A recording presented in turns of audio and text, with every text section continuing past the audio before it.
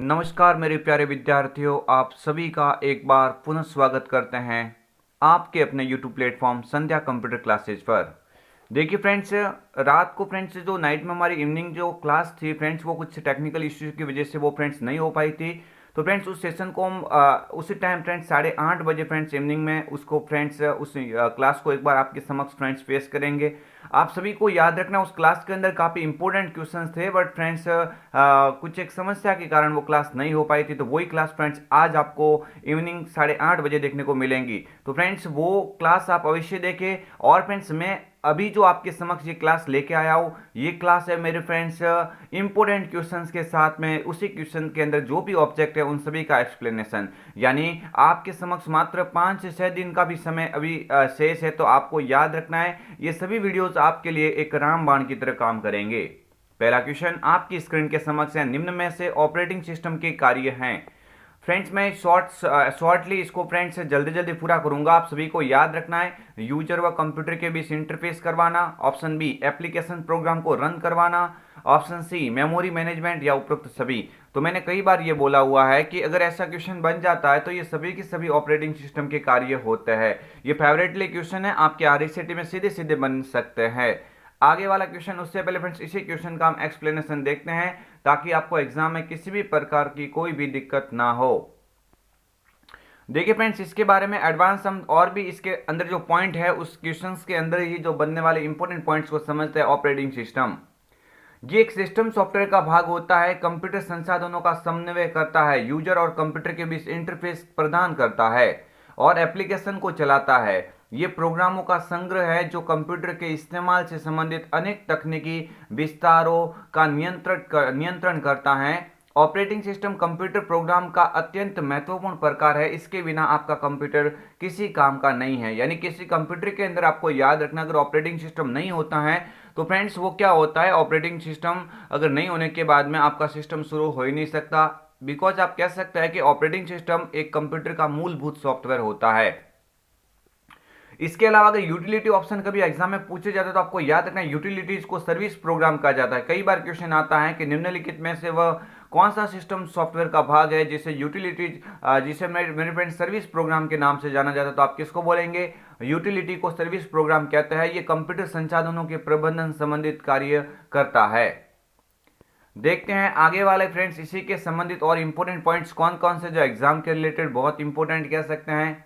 तो आपको याद रखना, जब डिवाइस ड्राइवर की बात होती है तो ये स्पेशलाइज्ड प्रोग्राम होते हैं जो विशेष इनपुट एवं आउटपुट डिवाइस को शेष कंप्यूटर सिस्टम के साथ संचार करने की अनुमति देता है। और सर्वर की जब बात होती है तो यह अलग उपयोगकर्ताओं से प्राप्त अनुरोध के अनुसार अलग अलग कार्यक्रमों का चलाने में सक्षम है। यानी सर्वर किसे बोलेंगे, यानी वह कंप्यूटर जो किसी फाइल को भेजते वक्त काम में लिया जाता है, यानी जो फाइल सेंड करने वाला होता है, सेंडर होता है, उसी को हम सर्वर के नाम से जान सकते हैं।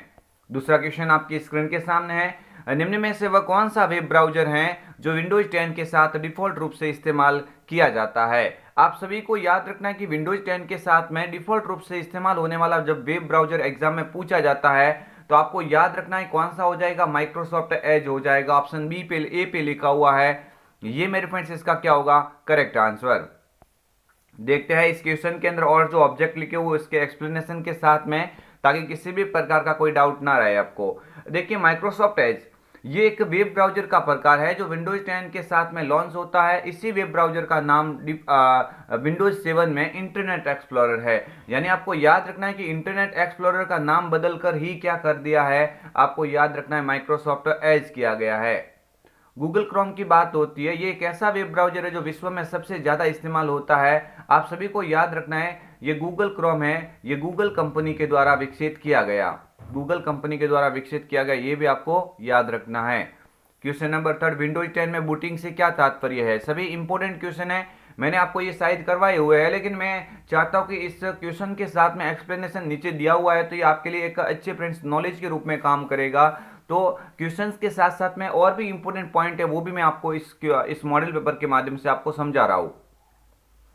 तो आपको याद रखना है जब बूटिंग की बात होती है तो आपको याद रखना है कंप्यूटर को स्टार्ट करना ही क्या कहलाता है, बूटिंग कहलाता है।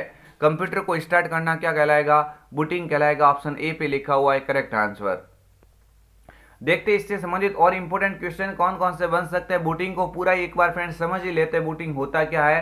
तो आपको याद रखना है कि कंप्यूटर को स्टार्ट करना या रीस्टार्ट करना क्या कहलाता है, बूटिंग कहलाता है। बूटिंग प्रोसेस वैसे दो प्रकार की होती है, एक तो होती है कोल्ड बूट और एक होती है वार्म बूट। आप सभी को याद रखना है किसी बंद कंप्यूटर को स्टार्ट करना कोल्ड बूट कहलाता है, यानी वह कंप्यूटर जो ऑलरेडी कोई फ्रेंड्स पावर ऑफ है यानी शट डाउन है, उस बंद किए हुए कंप्यूटर को अगर आप स्टार्ट करेंगे तो वो स्टार्ट होने वाली प्रक्रिया कोल्ड बूट के अंदर आएगी।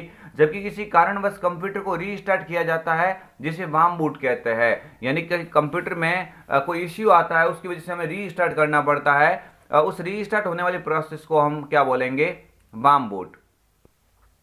नेक्स्ट आगे वाला क्वेश्चन आपकी स्क्रीन के समक्ष है। आप सभी को याद रखना है हार्ड डिस्क से किसी फाइल या फोल्डर को डिलीट करने पर कौन सा अस्थायी रूप से स्टोर करके रखता है। आपको याद रखना है वह कौन सा फोल्डर है जो हार्ड डिस्क से अंदर किसी फाइल को हम अगर डिलीट करते हैं तो डिलीट की हुई फाइल मेरे फ्रेंड्स अस्थायी रूप से कौन सेव करेगा। तो आपको अच्छे से फ्रेंड्स याद होना चाहिए, कई बार मैंने बताया हुआ है। इसका करेक्ट आंसर क्या हो जाएगा, रिसाइकल बिन। अगर आपको याद रखना, अगर आप शिफ्ट के साथ में, मेरे फ्रेंड्स थोड़ा सा याद रख लेना, अगर आप शिफ्ट के साथ में डिलीट करोगे तो शिफ्ट के साथ में डिलीट करने के बाद में वो कोई भी फाइल होती है वो कंप्यूटर के अंदर से हमेशा हमेशा के लिए डिलीट हो जाती है। अगर आपके एग्जाम में क्वेश्चन बनता है कि निम्न में से वह कौन सी शॉर्टकट कीज है जो किसी कंप्यूटर से डेटा को स्थायी रूप से यानी हमेशा हमेशा के लिए डिलीट कर देता है, तो शिफ्ट के साथ में डिलीट उसका राइट आंसर होगा। देखते हैं और इसके संबंधित बनने वाले क्वेश्चन जो इसके साथ में ऑब्जेक्ट लिखे हुए उसको पूरा एक बार समझ ही लेते हैं। आप सभी को याद रखना है रिसाइकल बिन क्या होता है। यह आइकन उन फोल्डर या फाइलों को अस्थायी रूप से संग्रहित करता है जिन्हें आप डिलीट कर चुके हैं, यानी डिलीट किए हुए प्रोग्राम को अस्थायी रूप से संग्रह करने का कार्य रिसाइकल बिन के द्वारा होता है। सिस्टम ट्रे की जब बात होती है एग्जाम में तो आपको याद रखना टास्क बार का एक छोटा सा भाग है जिसमें चल रहे प्रोग्राम को रन किया जाता है और टाइम एंड डेट को शो करता है। आप सभी को याद रखना टास्क बार के राइट हैंड साइड में आपको दिखता है, मैंने कई बार इसका पर्सनली क्वेश्चन भी आपके समक्ष रखा था, आपको याद रखना है। सिस्टम ट्रे भी इंपॉर्टेंट क्वेश्चन बनाता है एग्जाम में। टास्क बार ये डेस्कटॉप का सबसे नीचे वाला एक दंडाकृति आकार में होती है जहां स्टार्ट मेन्यू उपस्थित होता है। आप सभी को याद रखना डेस्कटॉप सबसे नीचे वाले फ्रेंड्स ये भाग में फ्रेंड्स उपस्थित होता है जहां पे स्टार्ट बटन वगैरह मौजूद होता है। टास्क बार का भी इंपॉर्टेंट क्वेश्चन एग्जाम में बनता है। देखते हैं और इसके साथ ही अलग क्वेश्चन और विथ एक्सप्लेनेशन के साथ में आपको याद रखना है। पांचवा क्वेश्चन आपकी स्क्रीन के सामने, किसी कंप्यूटर को स्टार्ट होने पर दिखने वाली स्क्रीन को क्या कहा जाता है। देखिए जैसे आपने कंप्यूटर को स्टार्ट किया तो स्टार्ट होने के बाद में जो आपके समक्ष जो फर्स्टली डिस्प्ले दिखाई देगी, हालांकि मेरे हिसाब से फ्रेंड्स ये क्वेश्चन आपको आ रहे होंगे लेकिन मेरा उद्देश्य ये है कि अभी 5 से 6 दिन का आपके पास में समय है ना, तो उसके अंदर उन सभी क्वेश्चन इंपॉर्टेंट क्वेश्चन को आपके समक्ष रखना है। तो फ्रेंड्स अभी कोई फ्रेंड्स न्यू क्वेश्चन आपके समक्ष ज्यादातर नहीं आएंगे, सभी क्वेश्चन वो रिवीजन के रूप में आपके समक्ष आएंगे क्योंकि हमने ऑलरेडी इस प्लेटफॉर्म के माध्यम से इंपोर्टेंट 20 मॉडल पेपर ऐसे करवा दिए हैं जिसमें RCET का एक भी क्वेश्चन शायद तक बाहर से नहीं आ सकता। उन सभी क्वेश्चन को अगर आप जल्दी जल्दी रिपीट करेंगे तो आई होप मेरे हिसाब से 90% बनाने से आपको कोई नहीं रोक सकता। तो देखिए यहाँ पे इसका राइट आंसर क्या हो जाएगा, कंप्यूटर में स्टार्ट होने पर दिखने वाली स्क्रीन को हम क्या बोलेंगे, डेस्कटॉप बोलेंगे। क्या बोलेंगे, डेस्कटॉप कहा जाएगा, option C correct answer. Next इससे पहले एक्सप्लेनेशन को देखते हैं, जो भी इसमें जो ऑप्शन था उसके बारे में बनने लायक पॉइंट मैंने इसमें और भी समाहित किया है। डेस्कटॉप कंप्यूटर पर सर्वप्रथम खुलने वाली स्क्रीन को क्या बोलते हैं, डेस्कटॉप कहा जाता है।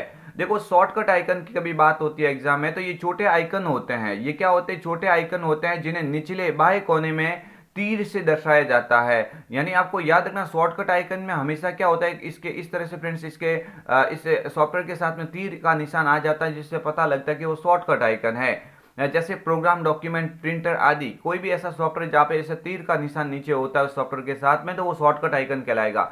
देखिए अगर माई कंप्यूटर की बात होती है तो ये एक आइकन आपके कंप्यूटर से जुड़े स्रोतों को ब्राउज करता है। माई कंप्यूटर आप सभी को मालूम ही है, तो इस तरह से एग्जाम में क्वेश्चन बन सकता है।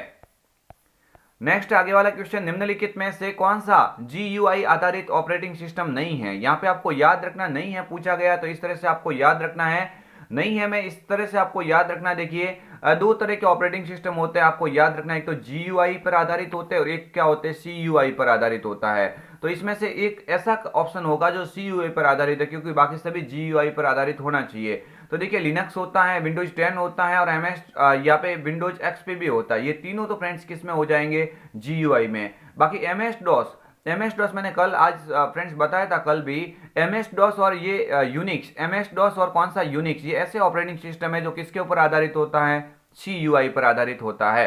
तो ये जी यू आई का पूरा नाम क्या हो जाएगा, ग्राफिकल यूजर इंटरफेस, और सी यू आई का पूरा नाम हो जाएगा कमांड यूजर इंटरफेस। देखते हैं फ्रेंड्स आगे वाला, इससे पहले एक्सप्लेनेशन को, क्योंकि फ्रेंड्स ये समझना आपके लिए काफी इंपॉर्टेंट है। कोई भी फ्रेंड्स एग्जाम हो, चाहे फ्रेंड्स सीईटी का एग्जाम हो, आरएसआईटी का एग्जाम हो, ट्रिपल सी का एग्जाम हो, उन सभी के अंदर ये रामबाण की तरह क्वेश्चन आपके समक्ष काम करेंगे, खरे उतरेंगे। यानी जीयूआई का अगर पूछा जाए तो आपको याद रखना है जीयूआई का पूरा नाम ग्राफिकल यूजर इंटरफेस होता है। देखिए ग्राफिकल यूजर इंटरफेस के अंदर और क्या याद रखना है, ग्राफिकल यूजर इंटरफेस एक माध्यम एक होता है जो कि यूजर को ग्राफिक्स का उपयोग करके इलेक्ट्रॉनिक डिवाइस से संवाद करने की सुविधा प्रदान करता है। विंडोज इंटरफेस को ग्राफिक यूजर इंटरफेस भी कहा जाता है, विंडोज इंटरफेस को ग्राफिकल यूजर इंटरफेस भी कहा जाता है। ये माउस अथवा आइकन के द्वारा उपयोग में लिए जाते हैं, तो ये भी आपको याद रखना है। नेक्स्ट बढ़ते हैं, CLI का पूरा नाम, काफी इंपॉर्टेंट क्वेश्चन है, लेकिन अभी मैंने बोल दिया था CLI का पूरा नाम क्या होता है। देखिए CLI पर वही दो ऑपरेटिंग सिस्टम निर्भर होते हैं, एक तो MS DOS और एक कौन सा हो जाएगा, यूनिक्स। देखिए फ्रेंड्स आपको याद रखना, जब इसकी फुल फॉर्म बनती है एग्जाम में, इंपॉर्टेंट है, ऑफकोर्स ये एग्जाम में कई बार पूछी गई है, तो आपको याद रखना है इस CLI का पूरा नाम होता है कमांड लाइन इंटरफेस। क्या बोलेंगे, अगर CUI पूछे तो कमांड यूजर इंटरफेस कर लेना, और CLI पूछे तो आप क्या करेंगे, कमांड लाइन इंटरफेस करेंगे। देखिए फ्रेंड्स इसके साथ में और विद एक्सप्लेनेशन जो इंपॉर्टेंट बनने लायक था, मुझे लगा वो आपको बताने की आवश्यकता थी, इसलिए मैंने इसको कंटेंट को समाहित किया इसमें। देखिए CLI command line interface, of course आपको मैंने बता दिया है, समझ में आया होगा। देखिए कमांड यूजर इंटरफेस में कमांड पर आधारित नेविगेशन किया जाता है, यानी पूरी तरह से जो आपका जो इंटरफेस होगा वो किस आधारित पर होगा, कमांड के आधारित पर होगा। इसका मतलब उसको कमांड यूजर इंटरफेस कहा जाता है। इसके अंदर अगर एग्जाम में कभी पूछा जाता है तो एक तो होता है MS DOS, यानी MS DOS का पूरा नाम क्या होता है, माइक्रोसॉफ्ट डिस्क ऑपरेटिंग सिस्टम, ये किसका पूरा नाम है, MS DOS का। जबकि यूनिक्स ये भी किस में आता है, ये भी इस CLI के ऊपर आधारित है। आपको याद रखना है कि MS DOS और यूनिक्स ये दो ही ऐसे ऑपरेटिंग सिस्टम है आपके बुक्स के अकॉर्डिंग जो लगभग CUI पर आधारित होते हैं। बाकी इस दोनों को छोड़ के जितने भी ऑपरेटिंग सिस्टम आपको बताए जा रहे हैं वो सभी के सभी किसके ऊपर आधारित है, GUI पर आधारित है। नेक्स्ट आगे वाला क्वेश्चन आपकी स्क्रीन के समक्ष है, निम्न में से कौन सा मोबाइल ऑपरेटिंग सिस्टम का उदाहरण है। देखिए मोबाइल ऑपरेटिंग सिस्टम का उदाहरण है पूछा है, तो देखिए एंड्रॉइड तो होता है, iOS ये भी होता है, एप्पल आईफोन कंपनी के अंदर इस्तेमाल होता है, विंडोज फोन ये माइक्रोसॉफ्ट कंपनी का है, ये फ्रेंड्स किसका ये माइक्रोसॉफ्ट कंपनी का है। तो ये सभी के सभी जो आपके समक्ष दे रखे ये सभी इसके उदाहरण होते हैं मोबाइल ऑपरेटिंग सिस्टम के, बिकॉज यहाँ पे करेक्ट आंसर उपरोक्त सभी ऑल ऑफ द अबव हो जाएगा। देखते हैं इसके साथ में और विथ एक्सप्लेनेशन एंड्रॉइड की बात करें। इस ऑपरेटिंग सिस्टम को गूगल द्वारा 2007 में प्रस्तुत किया गया था। देखिए एंड्रॉइड की जब बात होती है तो ये महत्वपूर्ण पॉइंट है, आप थोड़े से याद रखेंगे। आपको याद रखना है कि ये 2007 के अंदर गूगल ने प्रस्तुत किया था। ये लिनक्स पर आधारित ऑपरेटिंग सिस्टम है। इसे प्रमुख रूप से टच स्क्रीन मोबाइलों जैसे कि टैबलेट, स्मार्टफोन आदि के लिए बनाया गया। आपको याद रखना है कि इसमें एंड्रॉइड के अंदर अगर सबसे नवीनतम वर्जन नवीनतम पूछे तो आप क्या करके आएंगे, नौगाट करके आ जाना। नवीनतम पूछे तो क्या करेंगे, नौगाट करेंगे। और पहला वर्जन पूछे तो आप क्या कर लेना, एस्ट्रो कर लेना। ये भी मैंने आपको बता दिया। एंड्रॉइड का बनाया गया पहला वर्जन कौन सा था, तो आप बोलेंगे एस्ट्रो। और एंड्रॉइड द्वारा विकसित किया गया नवीनतम वर्जन कौन सा, तो आप बुक्स के अकॉर्डिंग नौगाट कर लेना। iOS की बात होती है, ये एप्पल इनकॉर्पोरेशन द्वारा निर्मित एक बहुत लोकप्रिय ऑपरेटिंग सिस्टम है। इसका प्रयोग मुख्य रूप से एप्पल के आईफोन, आईपॉड या आईपैड इत्यादि में इस्तेमाल किया जाता है। ये भी इस तरह से याद रखेंगे। विंडोज फोन की बात करें तो ये भी इंपॉर्टेंट क्वेश्चन है। विंडोज फोन यह माइक्रोसॉफ्ट कंपनी द्वारा विकसित किया गया, मैंने आपको ऑलरेडी आगे बता दिया है। नेक्स्ट आगे वाला क्वेश्चन आपकी स्क्रीन के सामने, निम्न में से किस ऑपरेटिंग सिस्टम में स्टार्ट बटन टास्क बार पर मौजूद नहीं है। देखिए फ्रेंड्स ये कई बार क्वेश्चन मैंने आपके समक्ष रखा है कि जो डेस्कटॉप होता है, डेस्कटॉप की सबसे नीचे वाली बार को टास्क बार कहा जाता है। टास्क बार के ऊपर जो स्टार्ट बटन आप यहाँ पे देखते हो, ये एकमात्र ऐसा ऑपरेटिंग सिस्टम था विंडोज 8 या 8.1 जिसमें ये यहाँ पे मौजूद नहीं था। यानी टास्क बार के ऊपर सवती जो दिखता है ऑटोमेटिकली वो यहाँ पे नहीं दिखेगा, किसमें, विंडोज 8 के अंदर। 10 के अंदर दिखता है, एक्सपी के अंदर होगा, 7 के अंदर होगा, लेकिन 8 या 8.1 के अंदर नहीं होगा। ये भी आपको याद रखना है। देखिए इसका एक्सप्लेनेशन मैंने जल्दी जल्दी आज क्वेश्चन यहाँ पे करवाया है ताकि आपका टाइम कम से कम लिया जाए, क्योंकि आपके एग्जाम के लिए काफी कम टाइम बचा है। विंडोज 10 वह विंडोज 8 व 8.1 ऐसे ऑपरेटिंग सिस्टम है जिसमें स्टार्ट बटन टास्क बार पर मौजूद नहीं है। ये माइक्रोसॉफ्ट कंपनी द्वारा विकसित किया गया। आपको याद रखना, इस तरह से क्वेश्चन भी एग्जाम में पूछे गए हैं। देखिए फ्रेंड्स, आगे वाला क्वेश्चन आपकी स्क्रीन के समक्ष है। निम्नलिखित में से कौन से फ्रेंड्स स्क्रीनशॉट लेने की सुविधा प्रदान करता है? इनमें से ऐसा कौन सा प्रोग्राम है जो स्क्रीनशॉट लेने के लिए सुविधा प्रदान करता है? मैथ इनपुट पैनल होगा क्या? स्नैपिंग टूल्स हो जाएगा। ऑप्शन बी पे लिखा हुआ, कई बार मैंने बोला है स्नैपिंग टूल्स हो जाएगा। ये भी सभी आप इंपॉर्टेंट क्वेश्चन के रूप में देखेंगे। देखते हैं, इस सभी जो ऑप्शंस दे रखे हैं इन सभी का एक्सप्लेनेशन भी देख सकते हैं। आपको याद रखना है, जब स्नैपिंग टूल्स की बात होती है, किसकी बात होती है? स्नैपिंग टूल्स की बात होती है, तो आप क्या क्या याद रखेंगे? इंपॉर्टेंट पॉइंट है आपके एग्जाम पॉइंट ऑफ व्यू से। स्नैपिंग टूल्स की जब बात होती है तो इसके द्वारा कंप्यूटर में अलग अलग प्रकार के स्क्रीनशॉट लिए जा सकते हैं। बिल्कुल। मैथ इनपुट पैनल की जब बात होती है एग्जाम में, तो इसके द्वारा कंप्यूटर में मैथमेटिकल प्रॉब्लम को सॉल्व किया जा सकता है। ये भी करेक्ट है फ्रेंड्स, आपको याद रखना है। मैथ इनपुट पैनल के अंदर आप क्या याद रखेंगे कि इसके द्वारा कंप्यूटर में मैथमेटिकल प्रॉब्लम को ऑटोमेटिकली सॉल्व किया जा सकता है। किसके द्वारा? मैथ इनपुट पैनल के द्वारा। स्टेटस बार, ये टास्क बार में ऊपर स्थित होती हैं जो यूजर के कार्यों की स्थिति बताती है। देखिए फ्रेंड्स, स्टेटस बार क्या होती है? जो टास्क बार होती है जस्ट नीचे, उस नीचे वाले टास्क बार के जस्ट ऊपर होती है जो यूजर जो कार्य कर रहा है उस कार्य की स्थिति बताने वाली एक बार होती है, जिसको क्या बोलेंगे? Status bar. नेक्स्ट यहाँ पे टाइटल बार, आप सभी को आई होप अच्छे से मालूम होगा टाइटल बार। तो ये डेस्कटॉप के सबसे ऊपर वाले भाग में स्थित होती है जिसमें फाइल का नाम दर्शाया जाता है। तो ये फ्रेंड्स हम आपके लिए लेके आए थे महत्वपूर्ण 35 क्वेश्चन, महत्वपूर्ण 10 क्वेश्चन, और 10 क्वेश्चन के साथ में एक्सप्लेनेशन, यानी पर क्वेश्चन के साथ में मैंने 2 से 3 और भी फ्रेंड्स इंपोर्टेंट मैंने इसके साथ में फैक्ट रखे हैं। तो फ्रेंड्स ये क्वेश्चन आपके एग्जाम के लिए एक महत्वपूर्ण रामबाण की तरह काम करेंगे। शाम को फ्रेंड्स आने वाली 8:30 बजे जो क्लास है, उस 8:30 बजे वाली क्लास में महत्वपूर्ण 35 क्वेश्चंस रखेंगे। और फ्रेंड्स सभी फ्रेंड्स लगभग फ्रेंड्स 8:30 पर, यानी 8:30 इवनिंग टाइम में आप सभी लोग इस चैनल के साथ में, उस क्लास के साथ में फ्रेंड्स अवश्य ज्वाइन करना, ताकि फ्रेंड्स आपको आने लायक जो इंपॉर्टेंट फ्रेंड्स क्वेश्चन है, मैं आउट ऑफ सिलेबस कुछ आपको नहीं पढ़ाऊंगा, सभी के सभी फ्रेंड्स सिलेबस के अकॉर्डिंग क्वेश्चंस आपको करवाए जा रहे हैं, ताकि कम से कम क्वेश्चंस को याद करके आप अच्छे से अच्छे मार्क्स उत्तीर्ण कर सके। फ्रेंड्स आई होप आप सभी को ये वीडियो काफी पसंद आया होगा। अगर मेरे फ्रेंड्स आपको ये वीडियो पसंद आया है तो लाइक, शेयर एंड सब्सक्राइब अवश्य कीजिए। मिलेंगे एक और अन्य वीडियो के साथ में, तब तक के लिए जय हिंद, वंदे मातरम, जय भारत।